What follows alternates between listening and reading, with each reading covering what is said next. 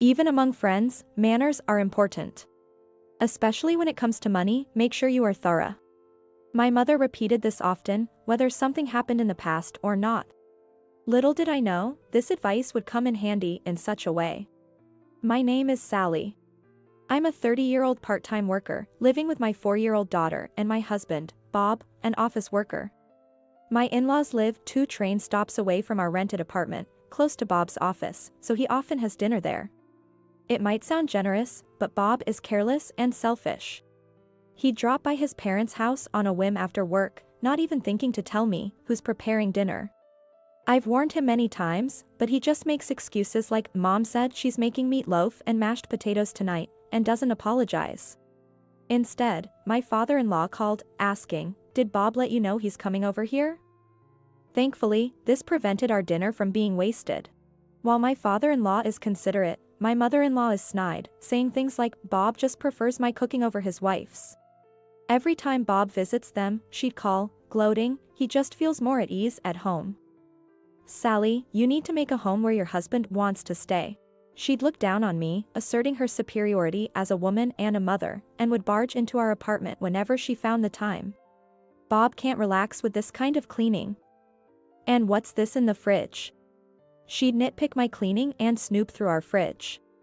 She'd even throw out my cooking, saying, "How dare you cook such an awful meal for Bob? Any wife who doesn't take care of food is the worst. Everything you cook just goes to waste." When I pointed out, I could have eaten it instead of throwing it away. "You're the one wasting food," she'd turn red with rage and start yelling. My daughter would start crying in shock, and my mother-in-law would hurriedly leave, not wanting to be disliked by her. She's selfish and runs away when things get tough. I told Bob about her bullying, but he'd just brush it off with, "You're just imagining things," or, "She doesn't mean any harm."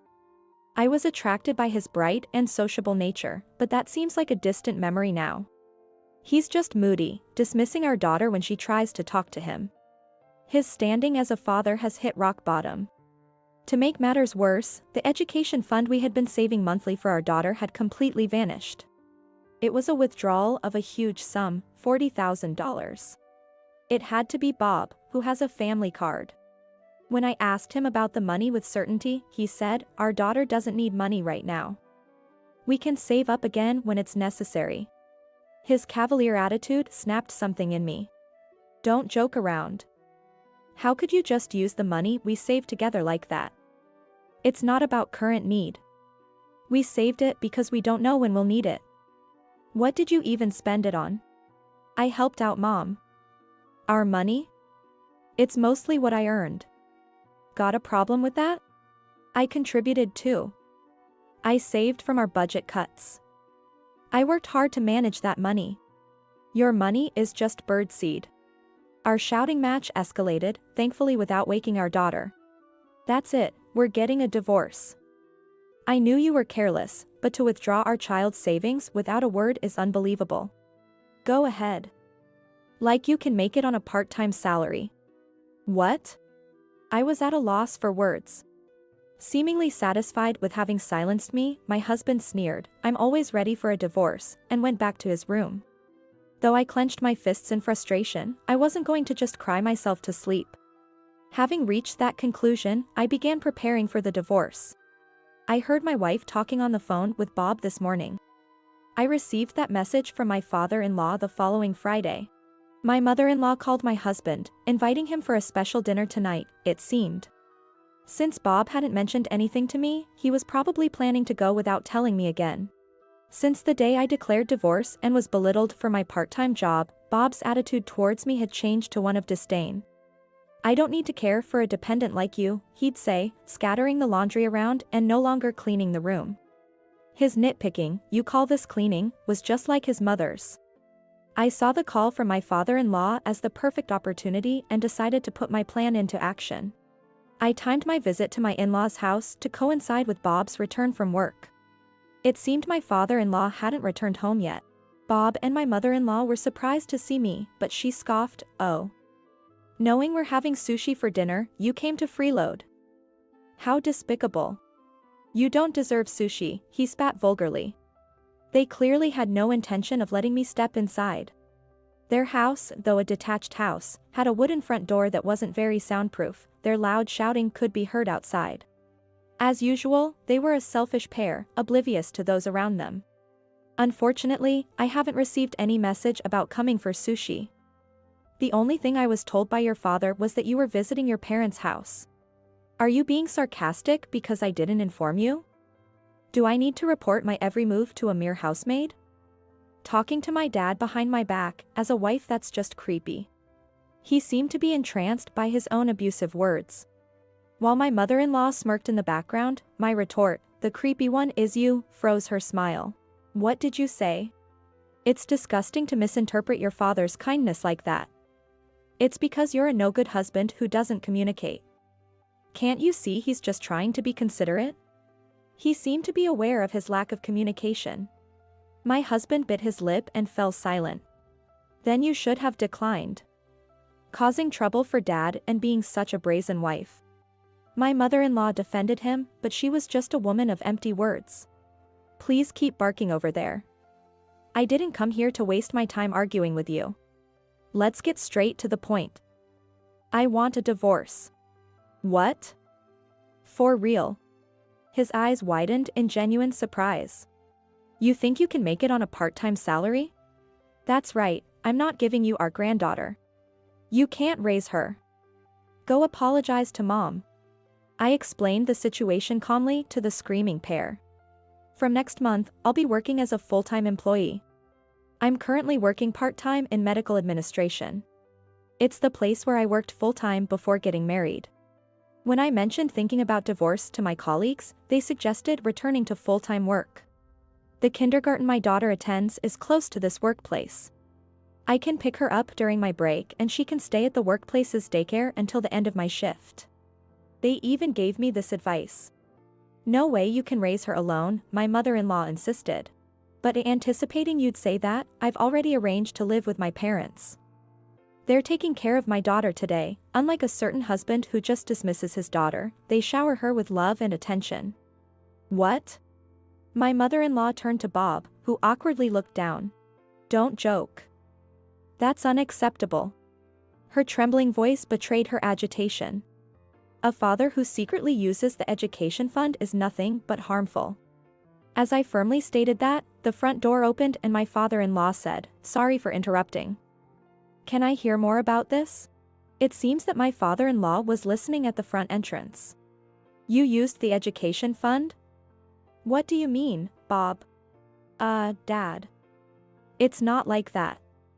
Mom asked me for help with renovation funds, so I supported her.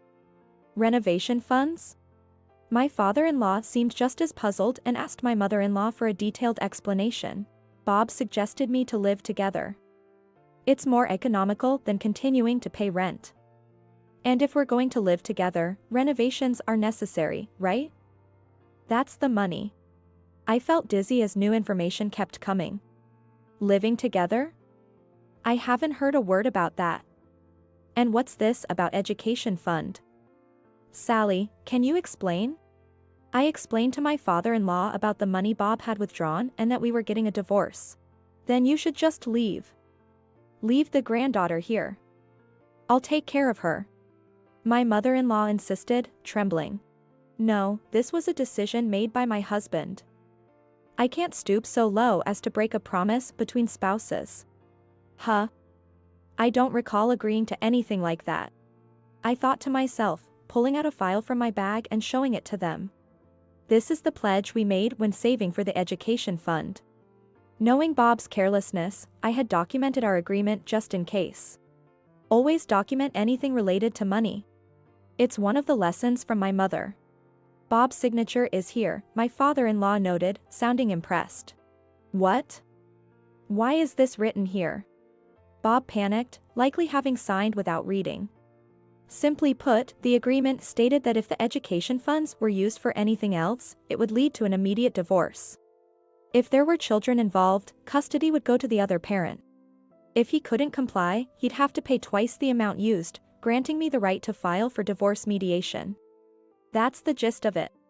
In this case, Bob would lose custody and, if unable to comply, would owe me $80,000, giving me the opportunity to pursue divorce mediation.